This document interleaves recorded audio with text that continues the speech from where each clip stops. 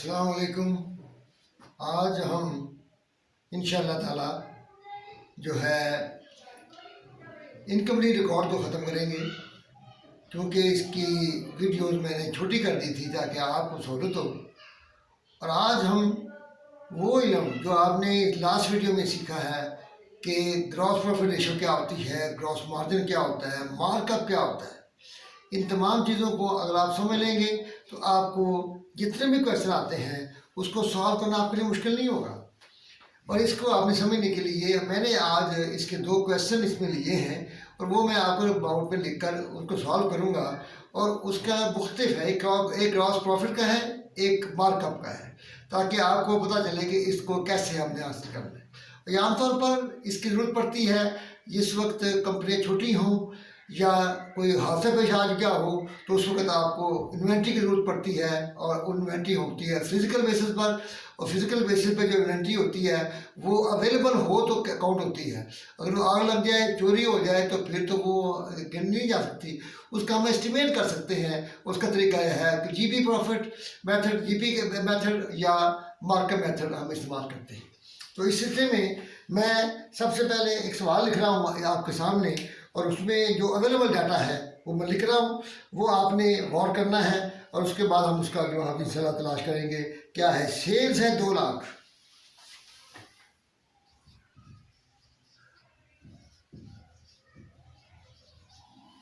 Cell 2 lakh है और opening stock है 18,000।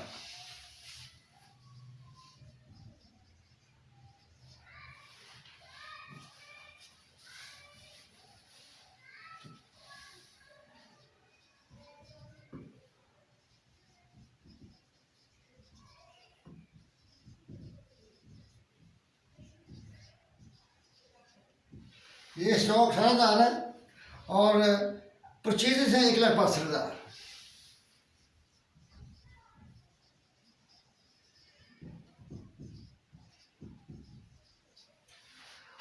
हमें अब कहता है जी उसके बाद कि मार्कअप है 20%।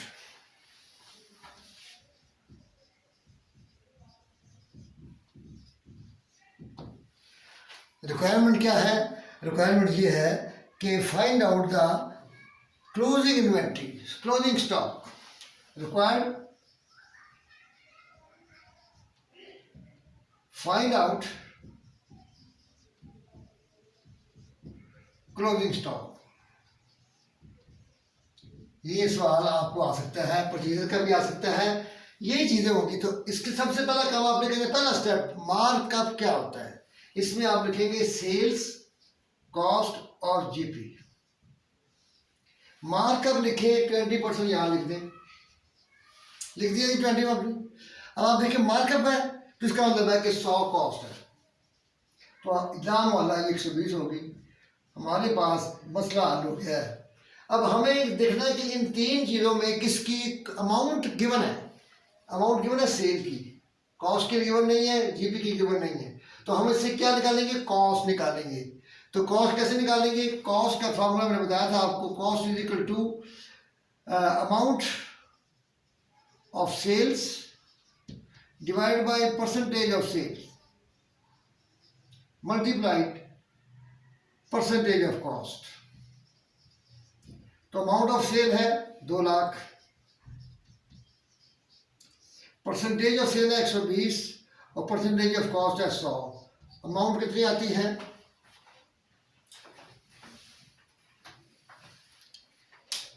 ये आती है जी 2 लाख डिवाइड बाई 120 मल्टीप्लाई 100, 1,66,667। ये अमाउंट आई है क्या? Cost of sale. अब हम इसके बाद नेक्स्ट स्टेप क्या करेंगे? हम कॉस्ट ऑफ गुड्स सोल्ड बनाते हैं। कॉस्ट ऑफ गुड्स सोल्ड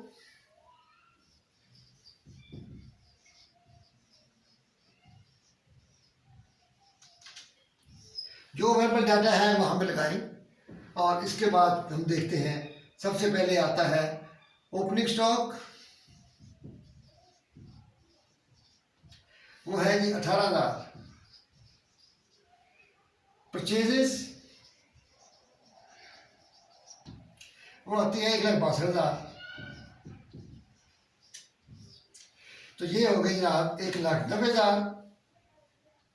देख ही लें गलती ना हो जाए कहीं। 118 जमा 162 81,000। Cost of goods available for sale. क्या है जी? Cost of goods available for cell.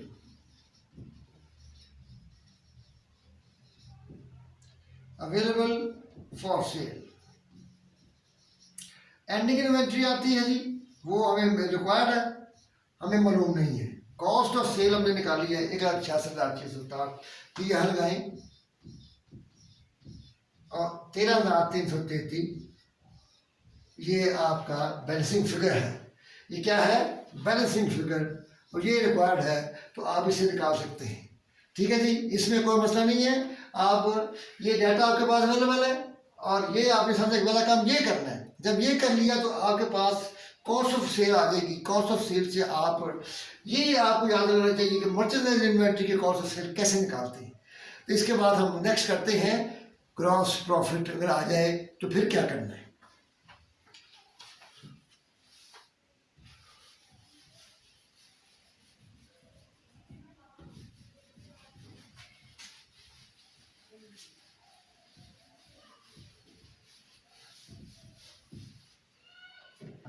अब वो क्वेश्चन बदल गया है और बदल में कहता है सेल है 5 लाख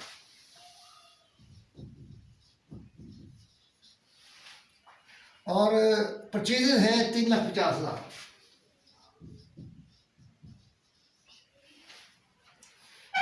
और ओपनिंग स्टॉक है 80,000। जीपी रेशियो, जीपी परसेंटेज और ग्रॉस मार्जिन एक ही बात है। ग्रॉस मार्जिन हो या जीपी वो हो, दोनों एक एक चीज होती हैं। तो आप फौरी तौर पर सबसे पहले वही काम, सेल्स, कॉस्ट और प्रॉफिट। प्रॉफिट कितना है जी? GP percent. ग्रॉस मार्जिन है 25%। ग्रॉस मार्जिन है 25%। तो आप यहां लिखे 25।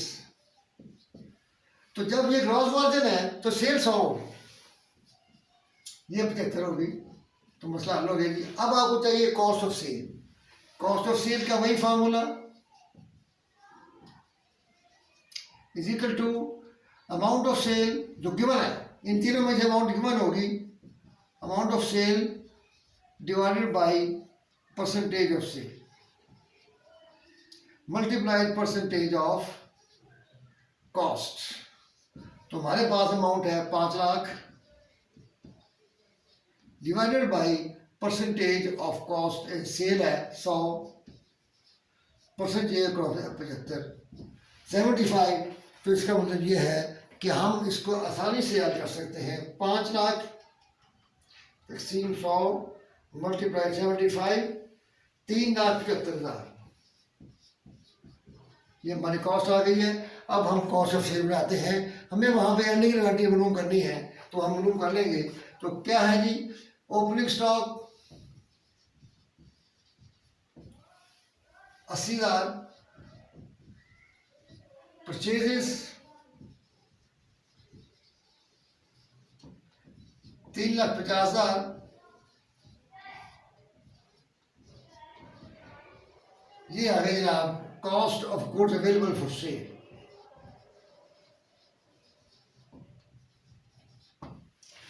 ठीक है जी। अब इसमें आपने एंडिंग इन्वेंटरी रिक्वायर्ड है, हमारे पास नहीं है। कॉस्ट हमारे पास है 3,75,000।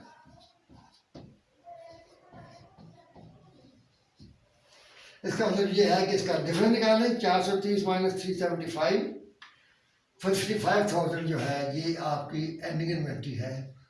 इस तरीके से आप इसको कैलकुलेट कर सकते हैं। और ये आपको पता होना चाहिए, याद रखें एक बात, जीपी परसेंटेज हो या जीपी ग्रॉस मार्जिन हो, सेल्स हो, मार्कअप हो तो कॉस्ट हो, बस ये आपको ज़हन में रखिए और फार्मूला को ज़हन में रखिए, आपका मसला हल हो जाएगा। ठीक है जी। उसके बाद थोड़ी सी मैं चाहता हूँ कि आपको फिल इन द ब्लैंक्स हैं, तो थोड़े से MCQ इसके, तो वो भी आप देख लें अगर, तो अच्छी बात है।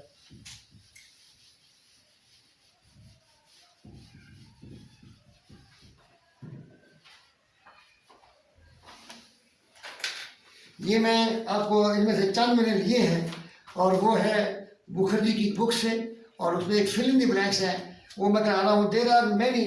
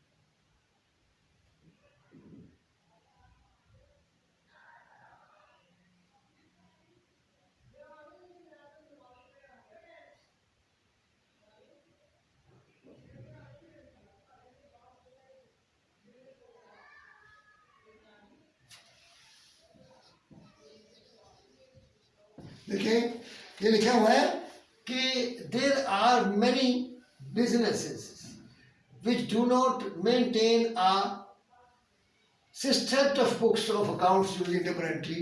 यानी कि यहाँ पे देर आर मैनी का मतलब ये है स्मॉल बिजनेस, और उसके बाद ये है कि कंप्लीट सेट ऑफ बुक्स नहीं इस्तेमाल करते हैं, तो यहाँ पे कंप्लीट आएगा। ठीक है जी। ये आपको जब आपका कंसेप्ट क्लियर होगा, रीडिंग की, रीडिंग जरूर करें, इसकी रीडिंग करेंगे तो आपको इसके बारे में मज़ीद समझ आएगी। तो दूसरा है सवाल, क्वेश्चन नंबर 2।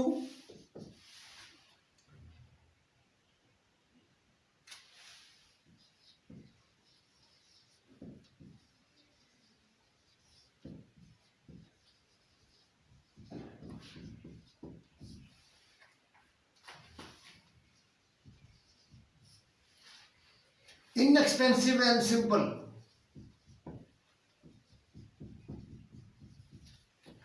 सिंगल सिस्टम में इन खर्चा नहीं इसका अच्छा होता, क्योंकि बड़े लिखे ज़्यादा महंगे अपना मुलाजिम रखने नहीं पड़ते, तो इसलिए ये सिंपल है। और दूसरी बात ये है कि ये आसान है। तीसरा क्वेश्चन है,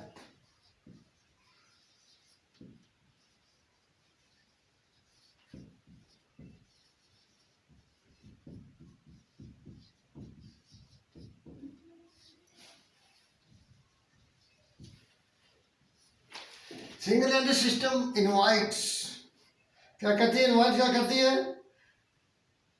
फ्रॉड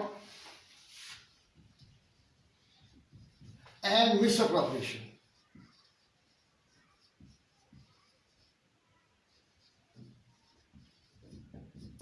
फ्रॉड का मतलब फ्रॉड होते हैं, पैसे गायब कर देते हैं, इसलिए इसको ये आता है इसमें। तो बाकी मेरा ख्याल है कि इतनी इम्पोर्टेंट नहीं है, मैंने जो इम्पोर्टेंट थे वो इसमें नोट कर दिए हैं। तो ये वीडियो हमारी कंप्लीट होती है, तो आप इसको, अब कंप्लीट हो गई है इनकम्प्लीट, इसके जो जिस तरीके से मैंने पढ़ाया है इसको आप गौर से देखें और याद रखें, वीडियो पूरी देखा करें, ताकि आपको जो क्वेश्चन रेज होते हैं स्टार्ट में वो एंड में हल हो जाते हैं। ना हल हो तो आप कमेंट्स में आप पूछ सकते हैं। और इसको कंप्लीट, ये चैप्टर कंप्लीट हो गया। नेक्स्ट टाइम हम इंशाल्लाह जो है वो नॉन ट्रेडिंग अकाउंट शुरू करेंगे। अल्लाह हाफिज़।